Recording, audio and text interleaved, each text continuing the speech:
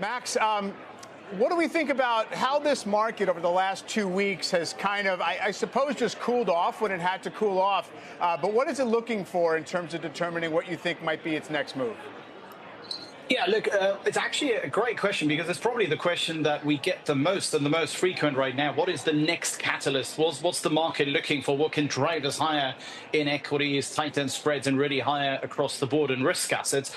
I would actually argue it is, as stupid as that sounds, it's sort of benign nothingness. As long as we've got a lack of further bad news, that can help realized volatility to go down, and that can cause really some of the systematic strategies, think CTAs, trend following strategies, think things like volatility target strategies, like risk parity strategies, that can cause them really to re-risk. And at least according to our measures, those systematic strategies are still really going with very, very low risk exposure, so very low equity exposure. So to me, it is not necessarily something, or I'm not necessarily looking for this big next thing, the big next thing on tariffs or on earnings or something like that. I am genuinely just looking for, you know what, as long as we've got a lack of further bad news, with, of course, also earnings and top-down growth expectations already having gone down quite substantially in the last few weeks, you know, a lack of further bad news, I think, is enough to drive the market higher from here.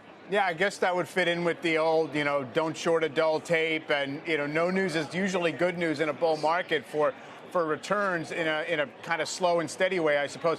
What's your read on the current state of this sort of sell America trade, the idea of capital flight? We're seeing the dollar come down. Overseas investors now concerned with this tax provision that might get through Congress. I just wonder if that was just a flash panic or if that's going to be an ongoing issue. I think it's ongoing, but it really depends on where it is. I think there is two separate issues. The first one is where do we trade it? Do we trade it in FX and rates and credit and equities, or actually do we just sell everything US? I would argue the trade is probably most clean, or really cleanest in FX. It's really something where you say, well, you know what, the dollar should continue to struggle because of these increasing hedge ratios across the globe, particularly from Asian investors, because of repatriation, right, from the US assets home to Europe, but also to the rest of the world more broadly. I think it's also in rates. I think you can see the curve steepening a bit further. But of course, the higher yields go, the more it stokes growth concerns, and that will eventually then lead to lower yields again. So the rates trade has an expiry date, whereas I do think in credit, where the technical pictures has been really strong, and the end of the US exceptionalism picture that the market has been playing for the last 3-4 months, that's not affecting the technical picture at all. So I think credit is the wrong place to play it, and I would argue equities is the entirely wrong place to play it.